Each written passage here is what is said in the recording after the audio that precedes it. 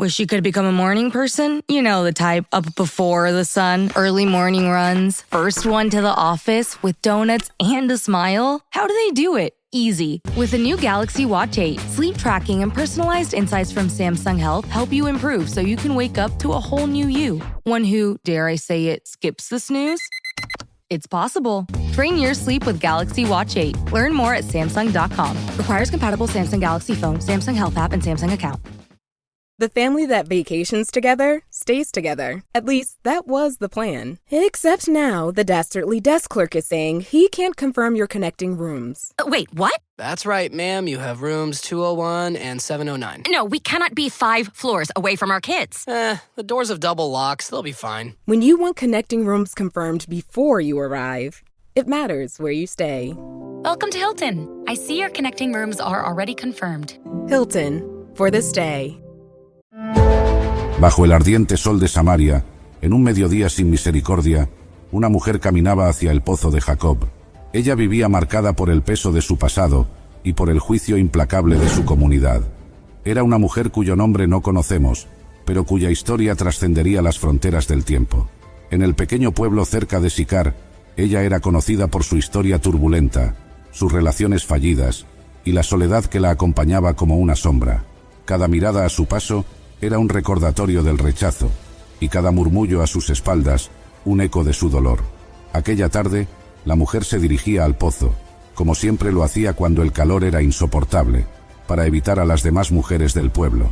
La hora más incómoda era su refugio, el momento en el que podía estar sola, lejos del desprecio. Pero ese día no sería como cualquier otro. La vida de esta mujer era una rutina de soledad y resignación.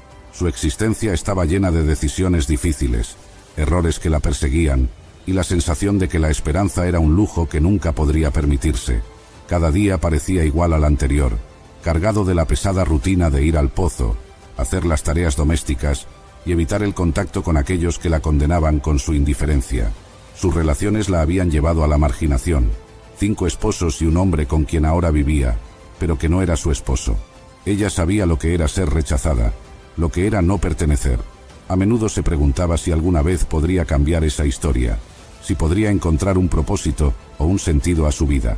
Vivía con un peso sobre su corazón, una carga que parecía aumentar con cada paso que daba hacia el pozo. Era como si cada gota de agua que extraía de allí representara las lágrimas de su propio sufrimiento. Al llegar al pozo, vio a un hombre sentado allí. No cualquier hombre, sino un judío, alguien que en teoría no debía ni mirarla. Los judíos y los samaritanos no se hablaban, y además, él era un hombre y ella una mujer sola. La división entre judíos y samaritanos era profunda, y había sido así durante generaciones. Los samaritanos eran considerados inferiores, impuros, por los judíos. Esta mujer sabía que no había razón para que ese hombre le dirigiera la palabra, y sin embargo, lo hizo.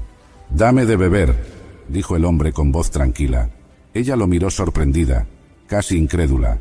«¿Cómo tú, siendo judío, me pides a mí, una mujer samaritana, que te dé de beber?», preguntó, con una mezcla de escepticismo y curiosidad. Sabía muy bien las reglas no escritas que regían el comportamiento entre ambos pueblos. Había un abismo cultural entre ellos, uno que no se podía cruzar fácilmente. Ella estaba acostumbrada a ser ignorada, a que las personas la miraran con desprecio, o no la miraran en absoluto. Él respondió de una manera inesperada. «Si conocieras el don de Dios, y quién es el que te dice, dame de beber, tú le pedirías a él, y él te daría agua viva».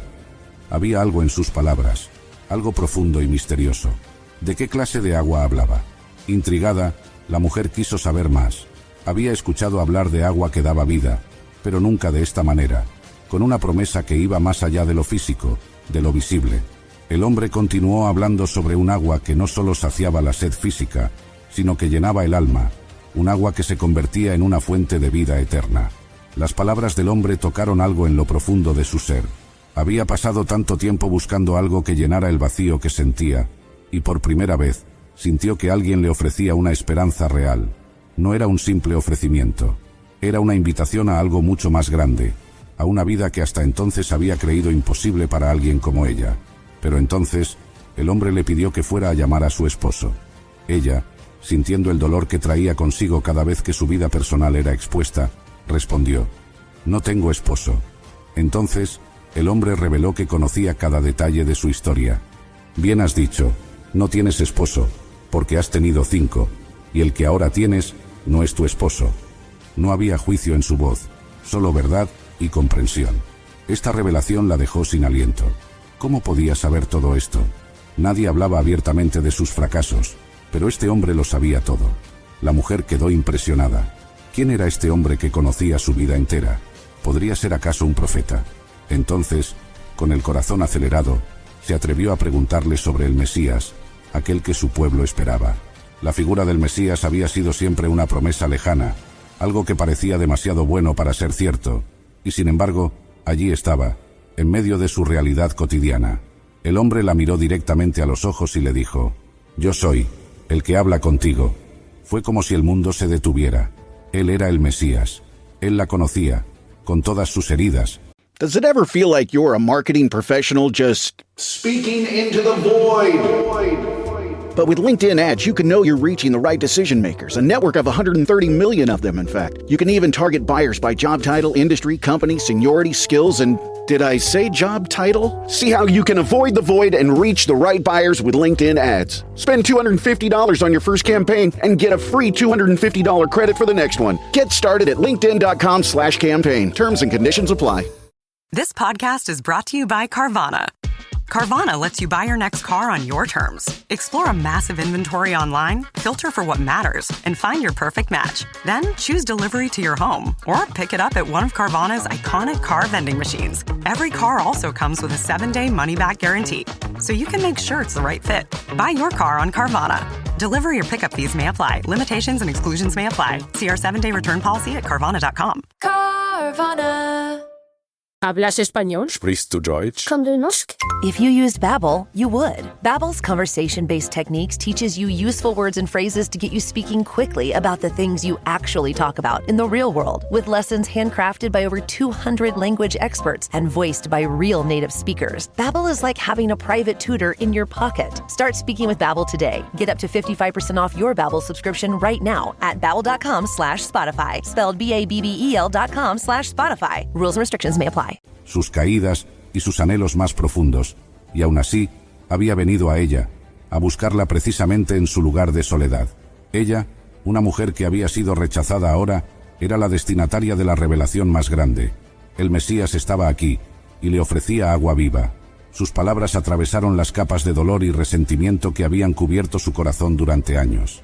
Era como si, por primera vez, pudiera ver la luz detrás de las nubes que siempre habían oscurecido su vida. Con una alegría indescriptible, la mujer dejó su cántaro y corrió hacia el pueblo. El cántaro, símbolo de su necesidad diaria y de la carga de su rutina, quedó olvidado. Ya no lo necesitaba, al menos no en ese momento. Aquellos a quienes antes evitaba, ahora los buscaba. Su corazón estaba lleno y necesitaba compartirlo. Gritaba a los que encontraba en el camino: «Venid, ved a un hombre que me ha dicho todo cuanto he hecho. ¿No será este el Cristo?». Su entusiasmo contagió a muchos, y los habitantes del pueblo salieron para ver por sí mismos al hombre del que hablaba. Era asombroso ver cómo alguien que antes había sido despreciado y marginado, ahora se convertía en una fuente de esperanza para todos. Muchos creyeron en él por su palabra, y luego por lo que ellos mismos escucharon. La mujer que antes había sido un símbolo de rechazo, se convirtió en el canal a través del cual muchos encontraron esperanza y vida. El pozo de Jacob, que antes había sido un lugar de rutina, se transformó en el lugar donde el cielo y la tierra se encontraron.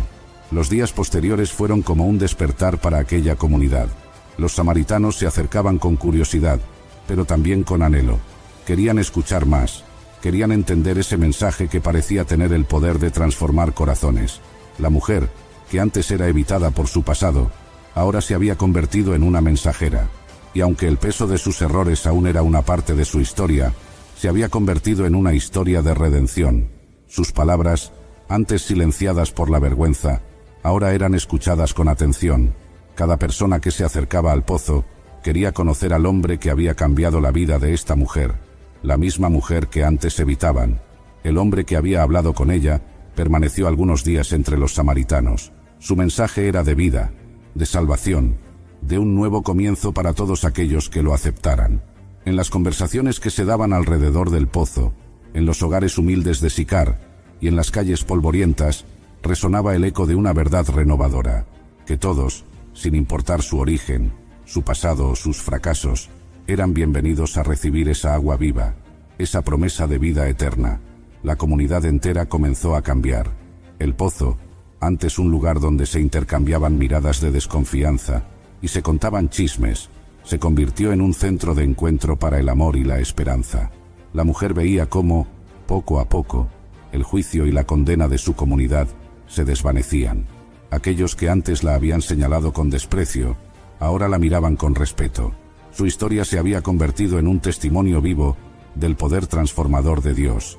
Ella no solo había encontrado el amor de Dios para sí misma, sino que también había sido el vehículo para que otros encontraran esa misma gracia. La transformación que había ocurrido en su vida era palpable, y ahora era testigo del cambio en aquellos que la rodeaban. Durante esos días, se sentía parte de algo más grande. Sentía que sus pasos, que antes eran solitarios y pesados, ahora tenían un propósito. Caminaba con la frente en alto, no porque su pasado hubiera sido borrado, sino porque había sido redimido. Las palabras de aquel hombre la habían transformado, y a través de ella, el cambio se estaba extendiendo por su comunidad. La transformación no era solo interna, sino también visible en la manera en que caminaba, en su sonrisa, en su determinación de compartir lo que había encontrado. Los hombres y mujeres de Sicar escuchaban y aprendían. Ellos también querían ser parte de esa vida que el hombre prometía. Querían dejar atrás el resentimiento, el dolor y el peso de sus propias cargas. Poco a poco, la pequeña comunidad comenzó a vivir de manera distinta. Sus interacciones se llenaban de un amor y una compasión que antes parecían inalcanzables. El pozo de Jacob, antes un lugar de rutina y silencio, se convirtió en un símbolo de esperanza, un lugar donde los corazones se encontraban y la vida se renovaba. La mujer nunca olvidó ese encuentro. A menudo volvía al pozo, ya no en soledad ni en vergüenza, sino con una sonrisa en el rostro y una esperanza en el corazón. Cada vez que veía a alguien acercarse al pozo, recordaba aquel momento en que su vida había cambiado para siempre. Recordaba las palabras de aquel hombre, su mirada llena de compasión y la forma en que le había ofrecido el agua viva sin condiciones. El pozo, que había sido testigo de tantas vidas rutinarias, ahora era un lugar de milagros y encuentros divinos. El pozo se había convertido en un lugar sagrado para ella. Allí, en ese pozo que había sido testigo de generaciones, el amor de Dios la había encontrado. La mujer, que antes evitaba a los demás, ahora los buscaba activamente, compartiendo su testimonio, asegurándose de que nadie en su comunidad sintiera que estaba más allá del alcance del amor de Dios. Su voz, que había estado apagada, ahora resonaba en las calles, en los hogares, en los corazones. Aquel hombre, el Mesías, había venido a buscarla a ella, una mujer samaritana, rechazada y marginada, y ahora ella, con su vida transformada, seguía su ejemplo. Iba y buscaba a los demás. Los buscaba con el mismo fervor con el que él la había buscado a ella, compartiendo la esperanza que le había sido dada, proclamando que en Dios había perdón, propósito y vida. Su historia se convirtió en una inspiración, y la gente de Sicar comenzó a verla de una manera completamente nueva. La historia de la mujer del pozo nos enseña que Dios busca a cada uno de nosotros, incluso cuando creemos que somos indignos, incluso en los momentos más oscuros y solitarios. Él conoce nuestra historia, nuestras caídas y nuestras debilidades, y aún así, nos ofrece su amor incondicional. En los lugares más comunes y en los momentos más inesperados, Él nos encuentra y nos transforma, para que seamos testimonio de su gracia ante los demás. Y así, la mujer del pozo se convirtió en una figura clave en la historia de su pueblo. No por ser perfecta, sino precisamente por ser imperfecta y ser encontrada. Introducing Meta Ray-Ban Display, the world's most advanced AI glasses. With a full color display built into the lens of the glasses, it's there when you need it and gone when you don't. Send and receive messages, translate or caption live conversations, collaborate with Meta AI, and more. Be one of the first to try Meta Ray-Ban Display. Visit meta.com/Meta Ray-Ban Display to book a demo and find your pair. Su vida fue un reflejo del amor y la misericordia de Dios, y su testimonio resonó por generaciones. Su historia, aquella de un encuentro junto a un pozo en Samaria, sigue inspirando a todos aquellos que se sienten rechazados, marginados o sin esperanza, porque si Dios pudo encontrar a aquella mujer, también puede encontrarnos a cada uno de nosotros. Su testimonio es un recordatorio de que, sin importar cuán lejos pensemos que estamos, siempre hay un lugar en el corazón de Dios para nosotros, y siempre hay un propósito esperando ser descubierto. Bienvenidos, apreciados oyentes, a otro emocionante episodio de Historias Sagradas. Hoy les invito a acompañarme en un viaje al corazón del Antiguo Testamento, donde descubriremos una historia de fe inquebrantable, de hospitalidad genuina y de milagros que desafían toda comprensión humana.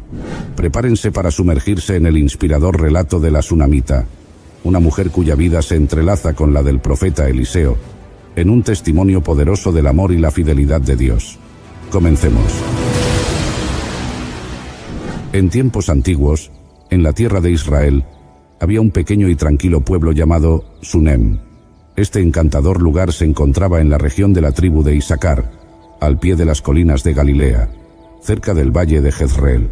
Sunem estaba rodeado de colinas suaves y ondulantes, cubiertas por un manto de vegetación que cambiaba con las estaciones, desde el verde vibrante de la primavera hasta los tonos dorados del verano.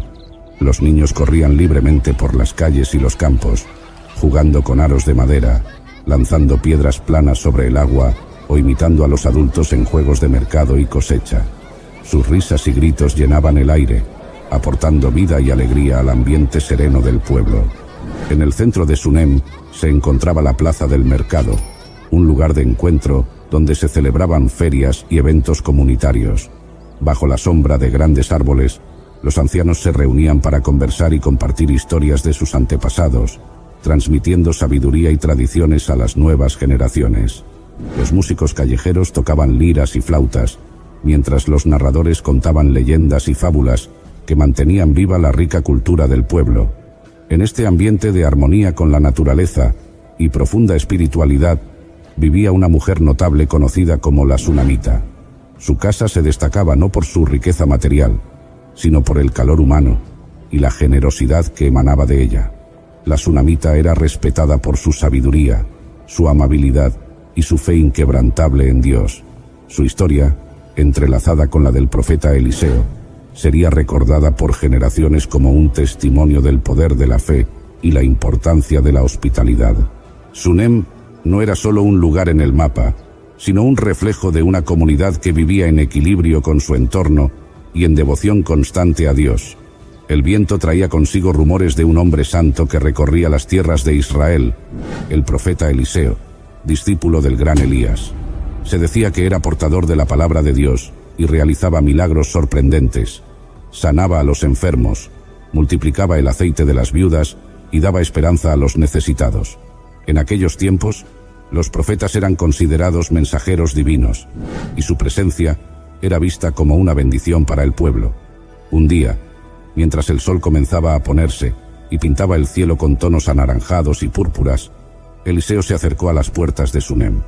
El camino polvoriento y el calor del día habían dejado huellas en su rostro y en sus sandalias gastadas. Su túnica sencilla y su bastón eran señales de su vida dedicada al servicio de Dios y al pueblo de Israel. La Sunamita, desde la entrada de su casa, observó al viajero.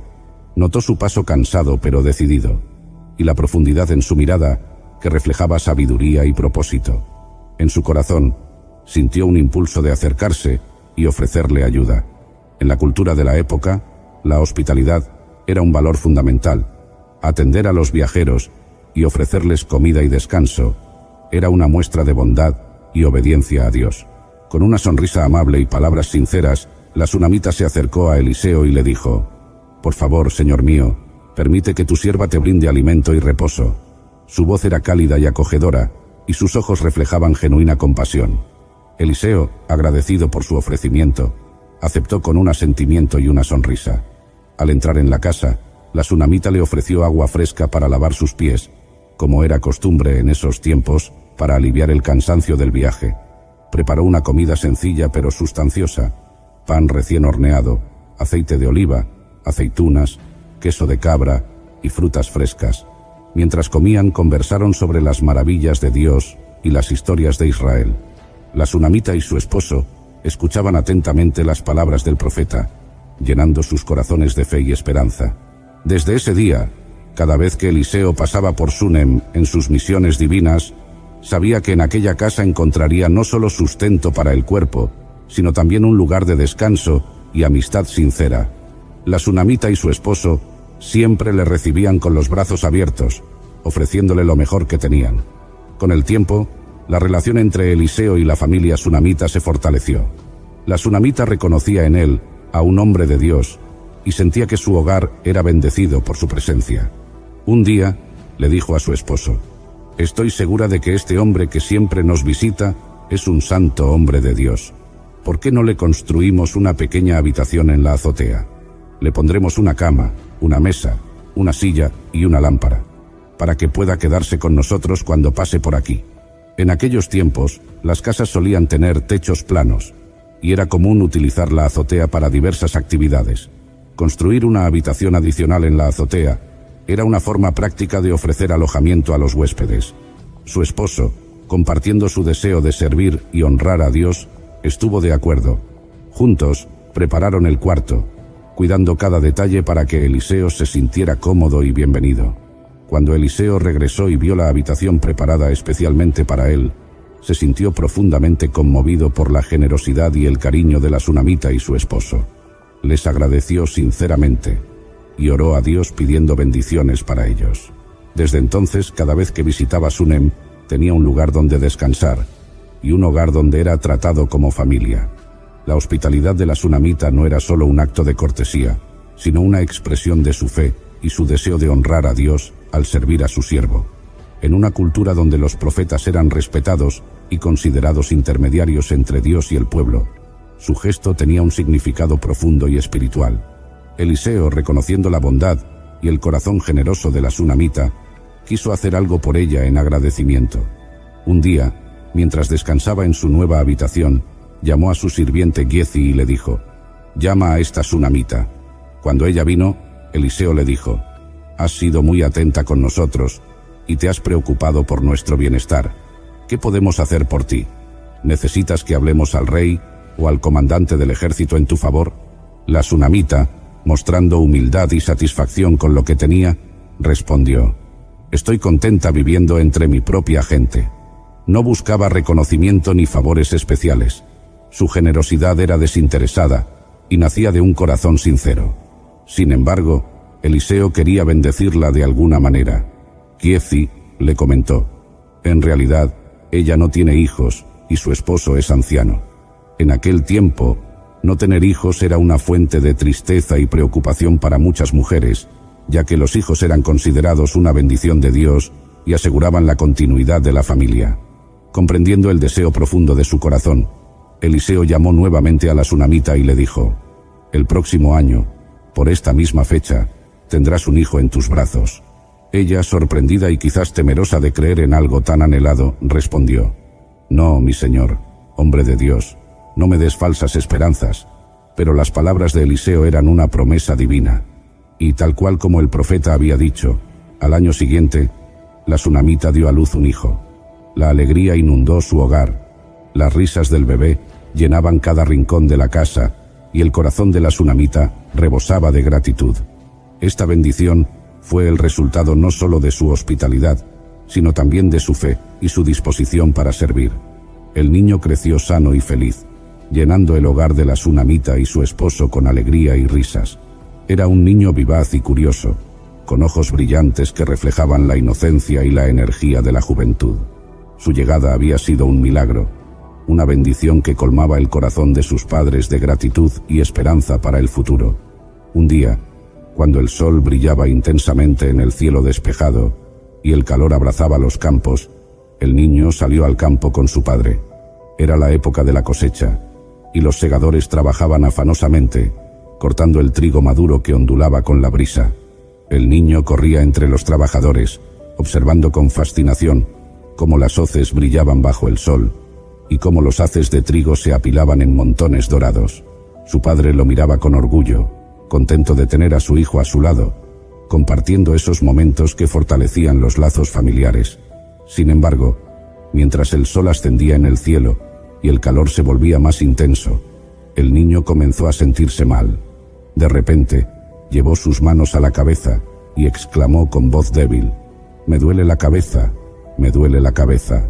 Su rostro, ahora, se había puesto pálido y sus ojos mostraban señales de dolor. Alarmado, su padre dejó de lado sus tareas y se acercó rápidamente. Al ver que el niño no podía mantenerse en pie, llamó a uno de los jóvenes sirvientes y le dijo: «Lleva al niño con su madre». En esa cultura, era común que las madres cuidaran de los hijos cuando estaban enfermos o necesitaban atención especial. El sirviente tomó al niño en brazos y lo llevó con cuidado a través de los campos y las calles del pueblo hasta llegar a la casa. La tsunamita, al ver a su hijo en ese estado, sintió una profunda preocupación. Sin perder tiempo, lo tomó en sus brazos y lo llevó al interior de la casa. Lo sentó en su regazo, en un lugar fresco y sombreado, intentando aliviar su malestar. Le humedeció la frente con paños frescos, le susurró palabras de consuelo y acarició su cabello con ternura. El niño apoyaba su cabeza en el pecho de su madre, buscando refugio en su calidez y amor. Las horas pasaban lentamente, y aunque la tsunamita hacía todo lo posible por aliviar el dolor de su hijo, su condición no mejoraba. El calor del día era agobiante, y parecía que cada minuto que transcurría, el niño se debilitaba más. La angustia llenaba el corazón de la madre, pero mantenía la esperanza de que su hijo mejorara. Sin embargo, cuando el reloj marcaba el mediodía, el momento en que el sol estaba en su punto más alto, el niño exhaló su último aliento y quedó inmóvil en los brazos de su madre. Un silencio profundo cayó sobre la habitación. La tsunamita miró el rostro sereno de su hijo y comprendió que había partido. El dolor que sintió en ese instante fue indescriptible. Era como si su corazón se hubiera quebrado en 1000 pedazos. Las risas y alegrías que llenaban su hogar se habían desvanecido en un suspiro.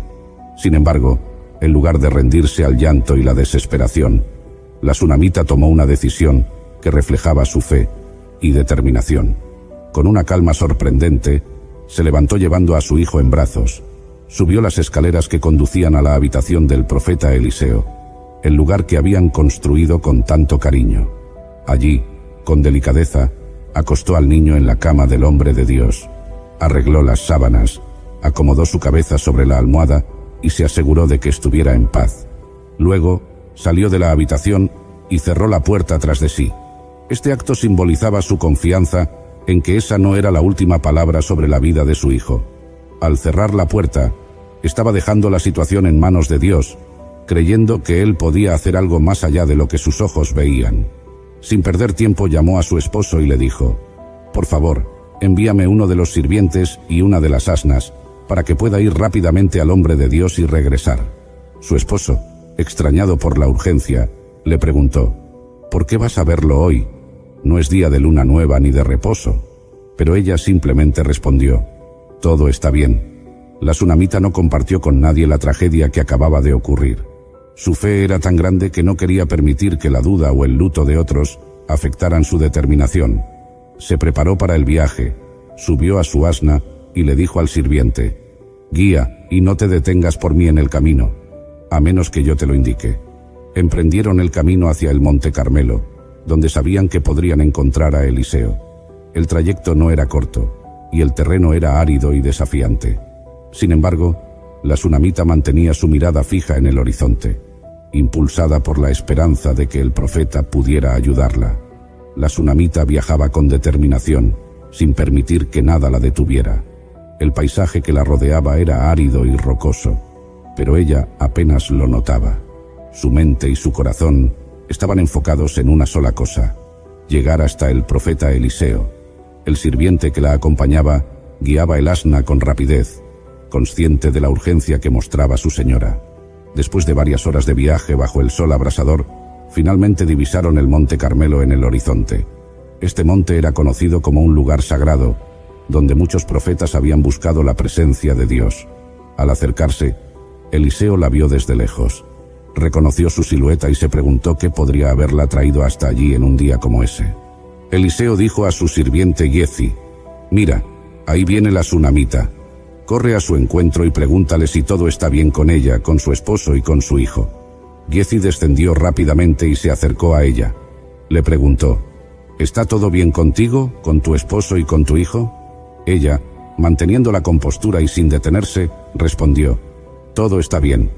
A pesar de sus palabras, su rostro reflejaba una mezcla de angustia y determinación. Continuó avanzando hasta llegar a donde estaba Eliseo. Al verlo, su contención se rompió. Se arrojó a sus pies, expresando el profundo dolor que llevaba dentro. Giezi intentó apartarla, pensando que era una falta de respeto, pero Eliseo lo detuvo diciendo: «Déjala, porque su alma está en gran aflicción, y el Señor me ha ocultado el motivo, y no me lo ha revelado». Entre lágrimas, la sunamita dijo: «¿Acaso pedí un hijo a mi Señor? ¿No te dije que no me dieras falsas esperanzas?». Con esas palabras, Eliseo comprendió que algo terrible había sucedido con el niño. Okay, Chad. Today you're gonna drive the all-electric Toyota BZ. But my electric vehicle phobia. I'm not ready, Dr. Ross. I believe in you. Oh my gosh. We're inside it. Try to take deep breaths, okay? The ventilated seats, they're touching me. You can do this, Chad. Drive the car. How do you feel, Chad? I feel cured. Woohoo! I'm doing it! The all-electric BZ. One drive can change your mind. Toyota. Let's go places. Once upon a mundane morning, Barb's day got busy without warning. A realtor in need of an open house sign. No, 50 of them, and designed before 9. My head hurts. Any mighty tools to help with this plight? Aha! Barb made her move. She opened Canva and got in the groove. Bulk creating Canva sheets. Create 50 signs fit for suburban streets. Done in a click, all complete. Sweet! Now, imagine what your dreams can become when you put imagination to work at canva.com. Sintiendo la urgencia de la situación, tomó acción de inmediato. Eliseo dijo a Giezi: «Ciñe tu ropa, toma mi bastón en tu mano y ve. Si alguien te encuentra, no lo saludes, y si alguien te saluda, no le respondas. Pon mi bastón sobre el rostro del niño». Giezi, obediente, tomó el bastón y se apresuró en el camino de regreso a Sunem. Sin embargo, la sunamita no se conformó con que solo el sirviente fuera. Mirando a Eliseo a los ojos, declaró con firmeza: «Vive el Señor y vive tu alma, que no te dejaré». Su fe no estaba puesta en el bastón ni en el sirviente, sino en el hombre de Dios mismo. Reconocía que necesitaba la presencia y la intervención directa de Eliseo. El profeta, viendo la profundidad de su fe y su determinación, se levantó y comenzó el viaje de regreso con ella. Mientras tanto, Giezi llegó a la casa y siguió las instrucciones al pie de la letra. Colocó el bastón sobre el rostro del niño, pero no hubo señal de vida. No se escuchó ni una respiración, ni un latido de su corazón. Giezi salió al encuentro de Eliseo y le informó: «El niño no ha despertado». Cuando Eliseo llegó a la casa, encontró al niño muerto, acostado en su cama. Entró en la habitación y cerró la puerta, quedando a solas con el niño. La habitación estaba en silencio. Solo se escuchaba el latido del corazón del profeta y su respiración pausada. Eliseo sabía que necesitaba la intervención divina. Se arrodilló junto a la cama y oró al Señor con fervor. Sus palabras no están registradas, pero podemos imaginar que clamó por misericordia y por la vida del niño. Después de orar, se levantó y se tendió sobre el cuerpo del niño, poniendo su boca sobre la boca de él, sus ojos sobre sus ojos y sus manos sobre sus manos. Mientras hacía esto, el cuerpo del niño comenzó a entrar en calor. Eliseo se levantó y caminó por la habitación, de un lado a otro. Quizás continuaba orando, esperando una señal. Luego, volvió a acostarse sobre el niño. De repente, el niño estornudó 7 veces y abrió los ojos. La vida había regresado al pequeño. Su pecho se elevaba con cada respiración y el color volvía a sus mejillas. Con toda la alegría contenida, Eliseo llamó a Giezi y le dijo: «Llama a la sunamita». Cuando ella entró, Eliseo le dijo: «Toma a tu hijo». Al ver a su hijo vivo, la sunamita cayó a los pies de Eliseo, postrándose en señal de profundo agradecimiento. Las palabras no eran suficientes para expresar lo que sentía en ese momento. Luego, se levantó y abrazó a su hijo, sosteniéndolo con ternura y alegría. El milagro había sucedido. La fe de la sunamita y la intervención divina a través de Eliseo habían traído de vuelta la vida de su hijo. Este evento no solo restauró la felicidad de su familia, sino que también sirvió como un poderoso testimonio del poder y la misericordia de Dios. La tsunamita comprendió que su fe y su disposición para actuar eran fundamentales. No se rindió ante la tragedia, sino que buscó activamente la ayuda de Dios. Su historia es un ejemplo de cómo la fe, combinada con la acción, puede resultar en milagros extraordinarios. Tiempo después, la historia de la tsunamita no terminó ahí. Eliseo le advirtió que habría una gran hambruna en la tierra, que duraría 7 años, y le aconsejó que se fuera a vivir a otro lugar. Ella obedeció y se trasladó con su familia a la tierra de los filisteos. Al concluir los 7 años, regresó a Israel y descubrió que sus propiedades habían sido ocupadas y sus tierras confiscadas. Una vez más, enfrentaba una situación difícil, pero confiando en la justicia y en la providencia de Dios, decidió ir a ver al rey para suplicar por la restitución de sus bienes. En ese momento, el rey estaba conversando con Giezi, el sirviente de Eliseo, pidiéndole que le contara todas las grandes cosas que Eliseo había hecho. Justo cuando la tsunamita entró para hablar con el rey, Giezi estaba narrando la historia de cómo Eliseo había resucitado al hijo de esta mujer. Giezi exclamó: «Oh rey, mi señor, esta es la mujer y este es su hijo, a quien Eliseo resucitó». El rey, sorprendido y conmovido, le pidió a la tsunamita que confirmara la historia. Ella le contó todo lo sucedido. El rey, movido por la justicia y quizás también impresionado por el testimonio vivo del poder de Dios, ordenó a un oficial que se encargara de que se le devolviera todo lo que le pertenecía, incluyendo los ingresos de sus tierras, desde el día en que había salido del país hasta ese momento. La historia de la tsunamita es más que un relato antiguo. Es una lección atemporal sobre la fe, la acción y la confianza en Dios.